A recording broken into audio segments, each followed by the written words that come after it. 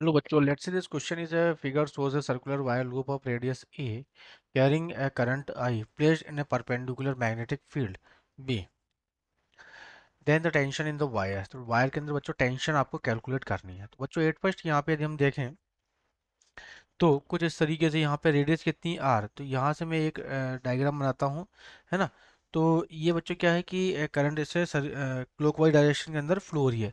तो यहाँ पे बच्चों एक फोर्स भी क्रिएट होगा इस वायर के ऊपर, है ना, करंट कैरिंग फोर्स। तो ये जगह जैसे F M is equal to जैसे आई एल क्रॉस बी, है ना, या फिर मैं इसे I L B sine theta बोल सकता हूँ। ठीक है, तो ये बच्चों यहाँ से एंगल थीटा बना रहा है, सॉरी डी थीटा, यहाँ से भी एंगल क्या है, this is d theta, total D theta. और ये पॉइंट मान लेते हैं जैसे ए और ये सी।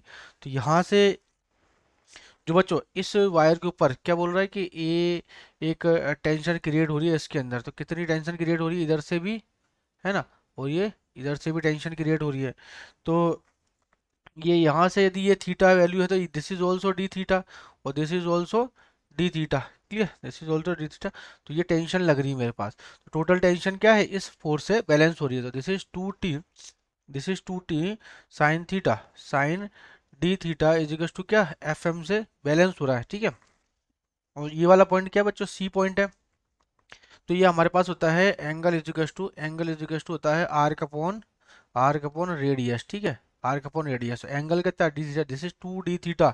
आर कितना है, ए सी का, ए सी अपॉन और ये हो जाएगा ए। तो ए सी की वैल्यू क्या जाएगी, ए सी इज टू जाएगा this is a into two d theta. ठीक है, ए इंटू टू डी थीटा। ठीक है, तो ये हो जाएगा बच्चों यहाँ पे। तो वैल्यू रख दो यहाँ पे, this is two T sine theta. तो ये हो जाएगा two T sine d theta, two T sine d theta is equal to हो जाएगा बच्चों हमारे पास कितना, आई एल बी। और थीटा कितना, 90 डिग्री, किसके बीच में, angle between L and B के बीच में। ठीक है बच्चों, तो यहाँ पे इनवर्ड डायरेक्शन के अंदर क्या होता है, ये मेरे पास क्या है, इनवर्ड डायरेक्शन के अंदर तो क्रॉस, और ये तो एंगल कितना बनेगा, 90 डिग्री एल के बीच में जो लेंथ दे रखी है। तो करंट की डायरेक्शन यदि मैं डीएल लूंगा हर एक पॉइंट पर डीएल, और अंदर जो आपका मैग्नेटिक फील्ड है, इन दोनों के बीच में एंगल 90 डिग्री बनेगा। तो ये हो जाएगा कितना, this is I L B. ठीक है, this is I L B.